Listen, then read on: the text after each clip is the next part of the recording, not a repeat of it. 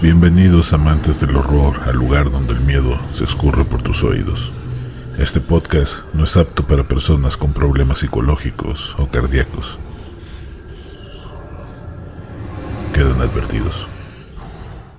El carroñero terrible. El señor Gerald Hilford Jr., el dueño de la empresa, me llamó a su oficina a la semana de haber entrado a trabajar en la Allman Company. Allí me dijo que había visto mi perfil de Facebook y se dio cuenta que teníamos la misma afición por la criptozoología. Me mencionó lo difícil que era encontrar a personas que verdaderamente estuvieran interesadas en el tema, pero que se había convencido de que yo era un entusiasta al ver la foto de un Ningen desde un ángulo que no había visto la luz en la web pública, solo en mi perfil. Me preguntó si quisiera ver algo realmente impresionante sobre el tema y yo acepté de inmediato. Me invitó a mí, a mi mujer y mis 2 hijos a su mansión al día siguiente, que era sábado. Llegando, nos pasó a su enorme jardín y después de las formalidades de rigor, le pidió a mi esposa que esperara un momento con los niños mientras llegaba la servidumbre a ponerlos cómodos. Me tomó del brazo y se disculpó con ella, diciendo que me iba a robar un rato, que tenía algo muy importante que mostrarme. Mi mujer sabía por qué me habían invitado. También sabía que nuestro anfitrión era el dueño de la empresa en la que trabajaba y que esta reunión, tal vez, significaría algún ascenso. Mi esposa sintió con una amplia sonrisa y se sentó en el hall a esperar. El señor Gerald me condujo por un pasillo lleno de vitrinas y estanterías repletas de extraños esqueletos, pieles, cabezas de animales exóticos, cráneos, colecciones de mariposas, un insecto gigante y aterrador del orden de los fásmidos, pequeñas momias humanoides de unos 30 centímetros de alto, etc. Todo lo que ve aquí, señor Dalton, dijo el magnate, en cierta forma son seres críptidos, en el sentido etimológico de la palabra, mas no son animales extranormales, por así decirlo. Son especies que se han visto solo una vez en la historia y yo me he encargado de conseguirlas para mi colección. Por ejemplo, esta enorme polilla, Mortum caput tinea, polilla cabeza de muerto, pertenece a una especie del interior del Amazonas, la cual es cazada por una de las etnias autóctonas de Brasil para su consumo. Sí, señor Dalton, se la comen. Un día, un hombre de esta aldea dijo que vio volar enfrente suyo la cabeza de un muerto que lo acechaba desde la oscuridad, con ojos cadavéricos y dientes expuestos, tal como los tendría un muerto en avanzado estado de putrefacción. Los aborígenes supersticiosos hicieron correr la voz de tan extraño suceso entre los pueblos aledaños, en los cuales, por suerte mía, se encontraba un zoólogo, que al escuchar la descripción que hacían los hombres del espectro, inmediatamente intuyó lo que podía ser. El resto es historia. Los aldeanos estaban felices de librarse del bicho. El zoólogo estaba muy contento por el increíble pago que recibiría por el enorme insecto, y yo, claro, por aumentar mi colección. ¿Sabe? Esta polilla me ha intrigado tanto al punto de que mi imaginación no deja de presentarme escenarios extraordinarios e hipotéticos sobre su peculiar mimetismo. Verá, esta especie siempre sigue un patrón definido de camuflaje, conocido desde hace más de 200 años. Lo que me intriga es por qué de pronto un solo individuo de la especie modificó por completo su morfología para parecer algo que podría aterrar o alejar al que ahora se había vuelto su depredador, el hombre. Y suponiendo que la especie haya dado un salto evolutivo dramático para protegerse de la nueva amenaza, haciendo los increíbles cambios en su camuflaje, tal como lo puede usted apreciar aquí, ¿quién o qué le dijo a este espécimen que una de las cosas a las que le teme el hombre es a los espectros con forma humanoide? ¿Qué inteligencia dicta estas magníficas y extraordinarias aberraciones? ¿Se da cuenta de lo que le digo, señor Dalton? Sí, por supuesto, señor Gerald. Comprendo las implicaciones que esto trae. ¿Cree que los críptidos sean seres que han evolucionado para esconderse de los humanos? Solo Gerald, por favor. Creo que no solo para esconderse. Tal vez para muchos de ellos nosotros seamos algo así como pulgas. Y para otros, quizás su alimento. Seguimos caminando por el pasillo hasta que llegamos a la puerta que conducía a una enorme sala que se auguraba desde mi posición, pero me detuve ante el dintel donde había un enorme respirador de pieles vacío con una placa grabada en la que decía Ave Inferno Wolfhound. Gerald, no conozco el nombre de este críptido, Ave Inferno Wolfhound. ¿La plaza está vacía? Todavía no lo han encontrado. Jamás había oído hablar de él. Gerald volteó a verme pálido de pronto y me miró con la preocupación del adulto al que uno de sus hijos lo acaba de avergonzar delante de una reunión. Su nombre significa perro lobero del infierno. No lo hemos capturado, pero tampoco hablo de él aquí. Y si sabes lo que te conviene, olvida su nombre y que viste esa placa. ¿Entendido?, me dijo de forma paternal y preocupada. Entendido, le contesté. Después me hizo una seña con la mano para que lo siguiera al interior de la gran sala de estar. En el centro estaba otro caballete para curtir pieles como el del dintel, pero este sí estaba ocupado. Al pararse enfrente de él, me enseñó la piel de un animal extrañísimo, al que le habían pintado un horroroso grafiti a lo largo y ancho de toda su superficie. Con suficiente distancia y un tipo de iluminación especial, se podía distinguir siluetas definidas de humanos en diferentes estados de putrefacción, sanguinolentos y supurantes de miasmas indescifrables.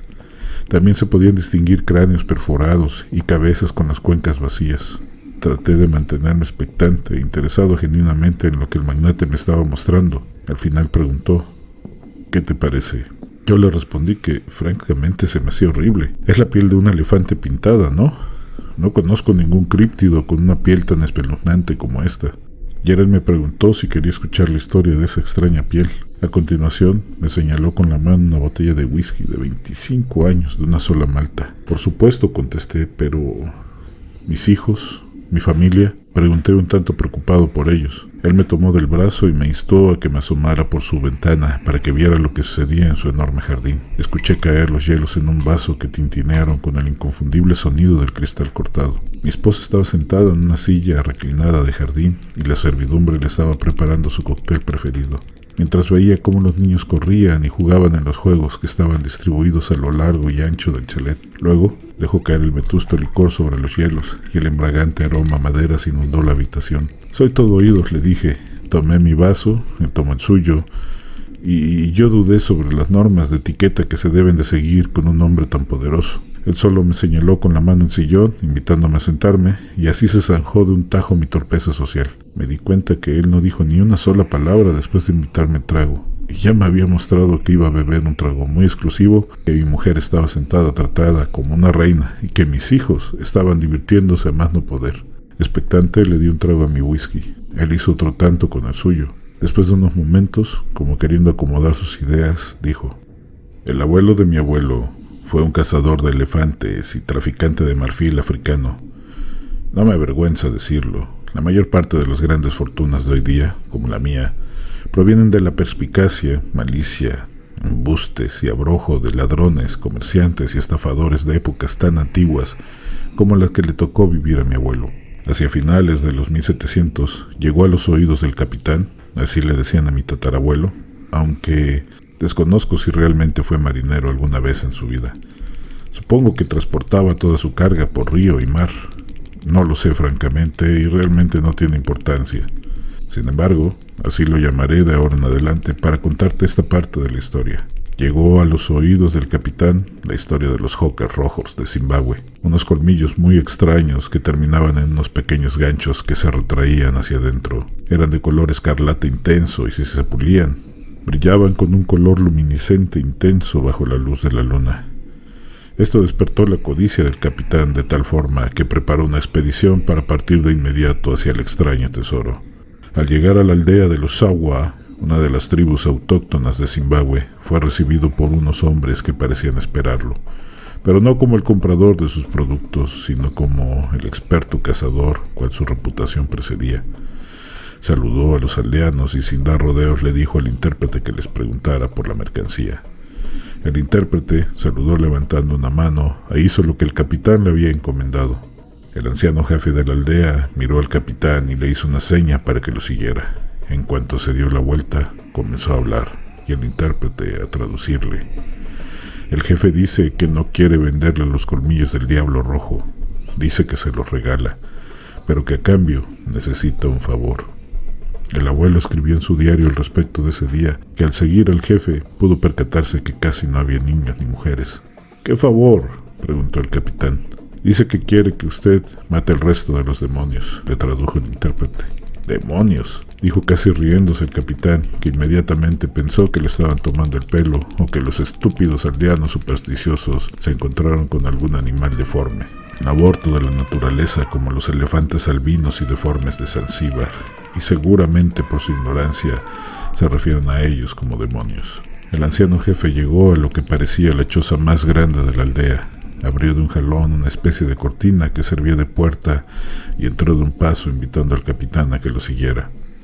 Al entrar y acostumbrarse a la oscuridad reinante en el recinto, pudo ver que había una enorme piel estirada en un potro de curtido, cuidada por 2 fieros guerreros. Una piel que además era aterradora, pero que por ser tan extraordinaria, hizo dudar al capitán de su veracidad. «Pregúntale al anciano si me quiere tomar el pelo», le ordenó a mi tatarabuelo el traductor. El anciano miró al incrédulo traficante, luego hizo una seña a uno de los guardias. Este tomó una enorme caja del piso y se la puso en los pies al traficante. Seguido de esto, le hizo una seña con los ojos para que mirara en su interior. El capitán quitó la tapa y lo que vio lo dejó atónito. 2 largos colmillos de más de medio metro curvados hacia adentro, acanalados con orificios de salida y de entrada, tal como el de las víboras ponzoñosas. Luego, un segundo par de extraños colmillos cortos con las mismas características que los más grandes, pero con una gran diferencia en su morfología.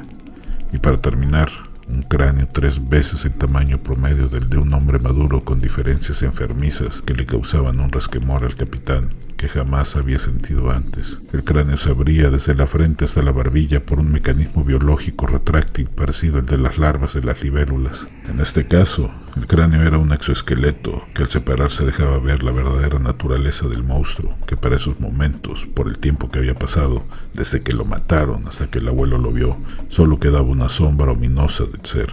El jefe de la aldea alzó la voz intensamente triste, diciendo una palabra que sin que le tradujeran a mi abuelo, entendió que algo terrible había pasado al capturar esa cosa. El traductor le dijo: «Dice el jefe que este demonio mató a su hija y a su nieto, y que te va a decir cómo fue, a pesar de su dolor, porque él cree que es la clave para atrapar a los otros demonios». La bestia se echó durante bastante tiempo a la aldea, y ahora lo sabemos porque anunció su presencia con el sonido de un insecto restregando sus alas. Lo escuchamos durante mucho tiempo, pero no le dimos importancia, al menos no la debida. Creíamos que era alguna clase de insecto que habría llegado por descuido a las cercanías del poblado. Un día, ese sonido se escuchó más fuerte que de costumbre. Los niños extrañamente caminaron atraídos hacia los pastizales, internándose en silencio hacia la selva. Sus mamás, al percatarse de la situación, corrieron hacia ellos, sabiendo el peligro que encierra la grama alta, los árboles sombreados y la espesura de los árboles. Los gritos de madres e hijos se escucharon durante horas. El chamán entró en trance con las plantas para ver. Luego se levantó y les dijo a los guerreros de la aldea que no fueran, que los perdidos ya estaban muertos, y lo que escuchaban era una trampa del otro. Dice que su yerno, al escuchar esto, no se resignó. Agarró el arco, las flechas, se echó su escudo a la espalda, tomó su lanza y le hizo señas a los otros que también tenían a su familia gritando. El chamán, con ojos aterrados, les decía que no entraran. «Ya están muertos, no entren», les decía. No importó ninguna advertencia o súplica que hizo el curandero. Los hombres entraron a la grama alta y de allí a la selva. Nunca más regresaron. Al día siguiente se escuchaba la voz de mi hija y de mi nieto, le dijo el jefe al capitán. Me llamaban, me suplicaban que fuera por ellos. Yo tomé mi lanza, agarré mi escudo, pero el chamán me detuvo a mí también y me dijo: «Ellos comen dolor. Si vas, solo les servirás de alimento. Manda a los que no les duela tu pérdida». Entonces llamé a los Suis, nuestros guerreros que estaban de guardia a las afueras de nuestros territorios, y les di la encomienda de que entraran a la espesura y me trajeran a mi familia. Llegó Anui, nuestro guerrero más valiente y formidable, con 30 de sus guerreros, enseñados en el arte de la guerra. Habían visto los horrores de la batalla y no se doblaban con nada. Al atardecer, regresaron los 30, pero ya no eran los mismos guerreros bravos que habían partido. Algo se había muerto en ellos. Traían arrastrando al demonio, a Anui y a mi nieto. El jefe señaló a un hombre que estaba sentado a un lado de la piel y le pidió que explicara lo que había pasado. El hombre se levantó del asiento y se sentó junto al traductor. Después de un breve silencio dijo: «Al entrar al pastizal, sentimos en los pies lodo, inusual para la época en la que estábamos. Al salir a los claros nos dimos cuenta que era barro viscoso y rojizo. Sangre», dijo Anui. Seguimos caminando hasta entrar a la selva. El sonido que producía el demonio se escuchaba por todos lados. Nos estaban rodeando. Nos formamos en círculo, alzamos las lanzas y nos protegimos con los escudos. Después de un rato que el sonido no cesaba, pero tampoco atacaba, decidimos avanzar lentamente siguiendo el rastro de la sangre. De pronto, volvimos a escuchar los gritos desesperados de las mujeres y los niños. Rompimos la formación y corrimos hacia ellos. Anui nos gritó: ¡quietos! ¡Fórmense! Todos nos detuvimos. Anui era el más fuerte y fiero. Que nos ordenara detenernos hizo que obedeciéramos de inmediato. Los árboles se revolvían por criaturas invisibles que parecían frustradas. Nos querían separar. Anui vio algo en la distancia. Nos formó en punta flecha y avanzó puntero con la lanza al frente y el escudo cubriendo su cuerpo. El aroma a muerte vieja comenzó a inundar nuestros sentidos. Se escucharon arqueadas, uno que otro tosía para aguantar la náusea. En el piso había líquidos corporales coagulados y trozos de entrañas llenos de moscas y otros insectos carroñeros. Anui nos hizo la seña para que lo siguiéramos. Llegamos a un páramo oscuro y la fortaleza de nuestro líder menguó un instante. Su energía vital se sintió desfallecer por unos segundos. Todos lo sentimos. ¡Anui!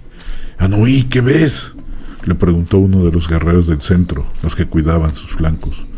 De pronto lo vieron y se quedaron petrificados. Era una carnicería. Cuerpos desmembrados tapizaban el camino hacia una montaña de cadáveres sanguinolientos y descompuestos. Los pechos de los niños estaban perforados a la altura de los pectorales y los ojos estaban reventados. No estaban vacíos, solo reventados, como si algo hubiera entrado con fuerza, haciendo que solo se desplazaran a los lados. La nariz tenía rastros de sangre. Los pequeños cuerpos parecían pasas de Corinto, desecadas hasta el punto de la momificación. Las mujeres estaban desmembradas, de formas grotescas, peor que si las hubiera mutilado un león. No veíamos a los hombres. Anui se acercó al montículo de cadáveres. Algo le había llamado la atención. ¡Está vivo!, gritó. ¡El niño está vivo! Dejó caer su escudo y corrió con su lanza en mano hasta donde vio que se movía el infante. Al llegar encontró su cuerpo atravesado por 2 largas estacas en el pecho y otra más en sus cuencas oculares, desplazando los ojos. Anui creyó que habían empalado al niño. Se apresuró a buscar las puntas de las astas para levantarlas del piso. Los demás guerreros se acercaron para ayudar. Yo me quedé a cubrir la retaguardia mientras ellos rescataban al pequeño. Los cuerpos apilados se estremecieron al momento en que Anui jaló el moribundo. Allí se dio cuenta que estaba frente al demonio, que al verse descubierto dejó caer al niño y mostró su cadavérico rostro agitándose y mostrando los enormes colmillos. Se irguió en 2 de sus 6 extremidades. Después desencajó la gigante calavera que tenía por rostro, separándola en 2 partes, retrayéndola hacia la espalda, produciendo el sonido de muerte que veníamos siguiendo a través de la selva. Su verdadero rostro salió a la luz. Inui tomó su lanza y se le encajó en uno de los varios ojos. La bestia rugió en un tono bajo que pudimos sentir vibrando en nuestros pechos. Después el estertor sonoro del demonio se escuchó como el canto de los niños fantasmagóricos jugando. El ente se conmocionó y en el último temblor de muerte se lanzó hacia el frente, atravesando con uno de sus colmillos el pecho de Anui, matándolo de inmediato. Después de unos momentos de conmoción por lo sucedido, amarramos a nuestro líder, al demonio que le había dado muerte. Tomamos al niño, que para esos momentos ya estaba muerto, y jalando los cadáveres, nos enfilamos hacia la aldea para dejar ese horrendo lugar de pesadilla. Escuchamos nuevamente el llanto de las mujeres y los niños atrás de nosotros. Hombres aclamando por ayuda nos atosigaban desde los ramales. No nos detuvimos, jalamos los cadáveres lo más rápido posible fuera de ese maldito lugar. Al salir de la grama alta, el chamán lanzó uno de sus pócimas hacia atrás de nosotros, manchando de negro unas horrendas figuras que nos seguían los pasos de cerca. El sonido de las mujeres llorando se hizo muy intenso y llamaron de nuevo al jefe con la voz de su hija. «Miren», dijo el chamán, «esos son los otros», señalándolos. Estos, al verse descubiertos, se tiraron al piso y reptando, se fueron a la selva. El jefe tomó la palabra de nuevo. «Le daré el cráneo del monstruo, sus colmillos, la piel y lo que usted me pida a cambio de que libre a mi pueblo de estas bestias». El capitán miró al guerrero a los ojos y vio miles de millas de dolor y miedo en ellos. Luego vio al anciano jefe de la aldea y tuvo la impresión de reconocer la verdad, aunque absurda, en todo lo que decían. «Jefe», dijo mi bisabuelo, «no tengo las armas suficientes para hacerme cargo del asunto, ni los hombres para hacer el trabajo, pero le propongo que me dé los hawkers, el cráneo, la piel y 2 pares de colmillos de elefantes, y con eso podré armarme y contratar a los mercenarios para el trabajo». El jefe lo miró dubitativo, silencioso, y sabiendo que haría un maltrato, asintió con la cabeza. El capitán recibió lo que pidió y partió inmediatamente. Mi bisabuelo regresó, sí, pero a los años, solo para constatar los rumores sobre que la aldea de los Sawa había sido arrasada al poco tiempo de que mi abuelo había partido. En su diario escribió que esto le dio cierta paz. Él no hubiera regresado antes de medio año si se hubiera dado la tarea de regresar y cumplir con el trato. Cuando llegó, solo quedaban vestigios de la casa grande. En ella, el chamán pintó unos glifos que narraban una historia de horror que después le contaré. Gerald, ¿qué eran los otros? Los otros son los cazadores. Verá, el terrible Scavenger es el carroñero de esta exógena cadena alimenticia. Cuando Anui, el jefe de la expedición de aborígenes, vio que el niño se movía, en realidad ya estaba muerto. Sus movimientos eran producto de la potente succión que hacía el Scavenger con sus extrañas probóscides. Colmillos, diría usted, pero ante un examen más preciso descubrimos sus peculiares extrañezas morfológicas. Los apéndices largos los ocupa para succionar los órganos internos del tronco y los pequeños para el cerebro. Sin embargo, no dudo que los use para hacerlo con los vivos.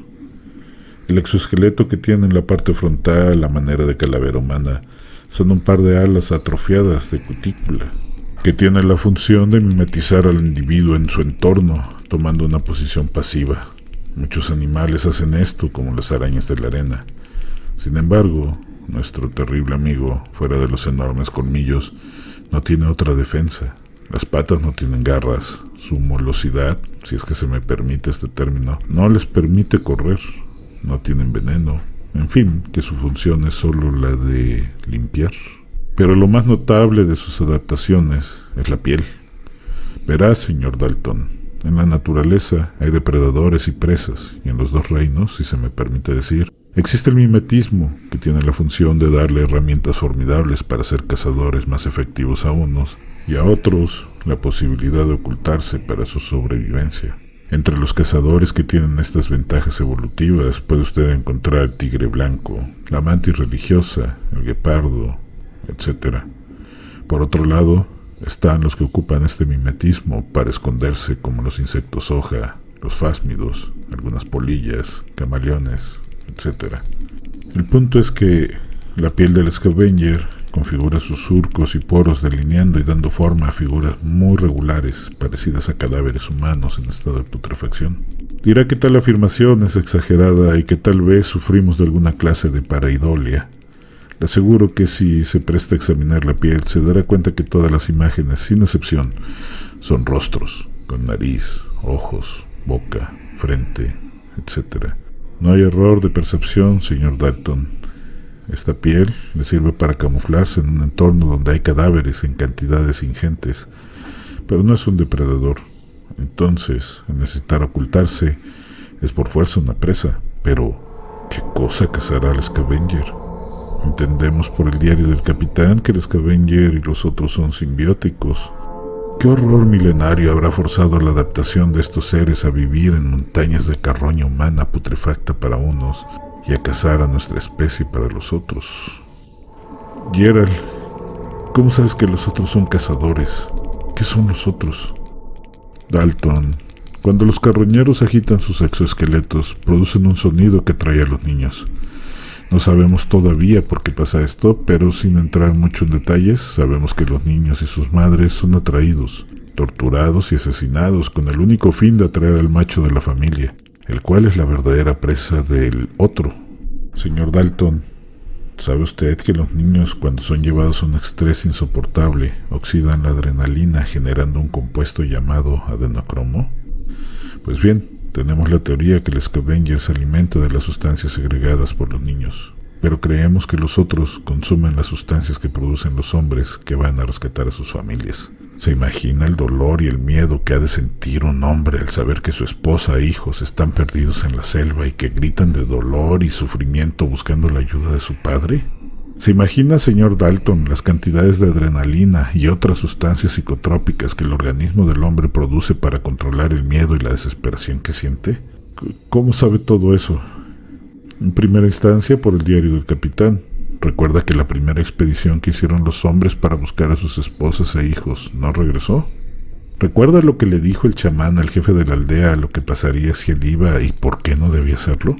Los otros se alimentan de amor, señor Dalton, y por favor, no romantice esta idea. El amor es una serie de procesos químicos que las glándulas del organismo segregan, como la adrenalina, la dopamina, el cortisol, etc. El hombre que va a rescatar a su pareja y su descendencia producen cantidades ingentes de estos y muchos compuestos más que se podrían traducir como amor doloroso. Sin embargo, si los otros perciben que los hombres no aman a sus familias, bajo los términos que ya le expliqué, no atacarán. ¿Descifró todo esto de las anotaciones del capitán Gerald? Una parte. La otra parte ha sido las conclusiones a las que hemos llegado gracias a la observación in situ de los otros. ¿A qué se refiere con observación in situ? Señor Dalton, esta propiedad fue construida encima de una estación de metro abandonada. Al mes de que se construyó, hubo un evento terrible, donde niños, mujeres y hombres perdieron la vida. Los noticieros en su época dijeron que el techo de la línea había colapsado aplastando los vagones del metro de la calle 76 y que era tal el desastre que tuvieron que dejar los cadáveres adentro, tapeando los accesos con concreto hidráulico. Todo fue una fachada muy elaborada y costosa que mi padre financió al descubrir que por accidente los trabajadores habían dado con un nido de estos interesantísimos seres de los que le he estado hablando.